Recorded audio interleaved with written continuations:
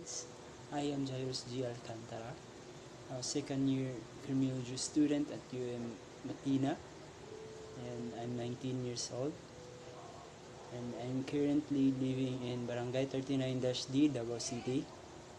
And I will be performing a CPR. Well, let me show you.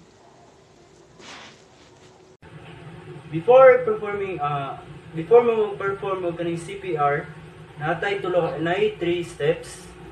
So, ang pinakaunang step is itap ni mo ang iyang shoulder. Of he, she, or okay ba siya or dili. Hey mom, are you okay? Hey! Pero kung di siya ka-answer, so, check his breath or iyang pulse.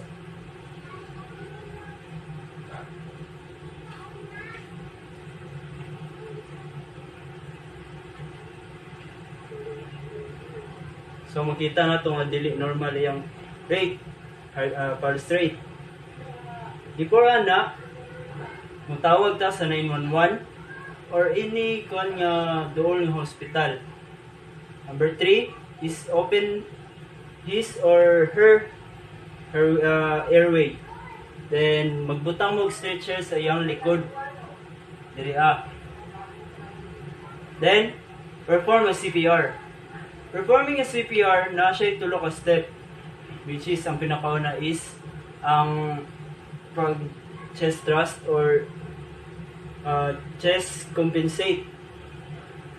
Ang imong ibutang sa imong chest compensate is ang imong right hand. So, kung right-handed ka, right hand ang imong iuna. Kung left-handed ka, left-handed po rin imong una. Right-handed ka, cover sa wala.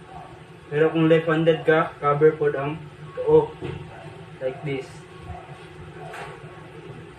2001, 2002, 2003, 2004, 2005, 2006, 2007, 2008, 2009, 2010. Up to 1,100 counts. And last step is i-kuan mo siya sa place nga safe siya. Or, so, kung right-handed ka, right hand ang imong iuna. Kung left-handed ka, left-handed po rin mo muna. Right-handed ka, cover sa wala.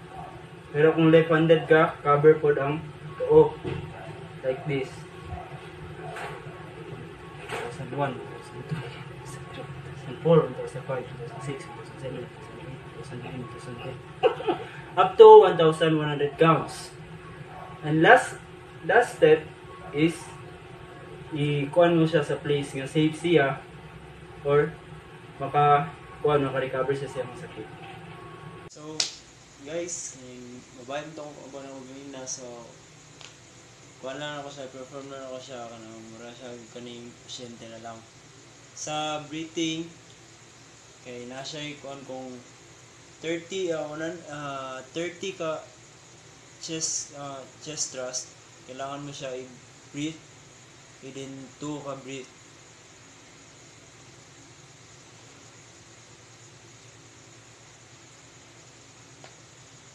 Then, before ka magkuha na itong breath, kailangan naka-open ang iyang airway.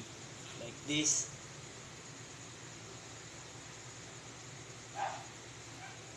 So, gatag po ko bisa ka example. Guys, thank you for watching my video. Thank you, mom. I hope you understand my video presentation and my steps about CPR. So let me review the steps for CPR. Before doing a CPR, let's check the patient.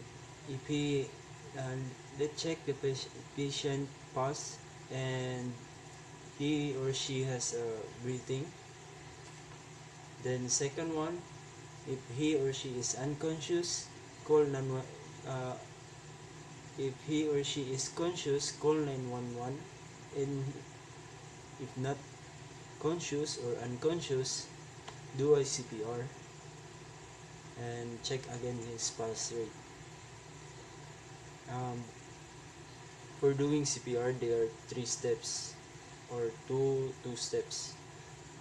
first is open his or her airway, then check his breathing, then do a pulse chest thrust or chest compensation, then do it for 100 times or 1 minute, not just 30 seconds, 1 minute. Then second step is blow his or her mouth. Give them breath so they can finally get their breath. So that's all, guys.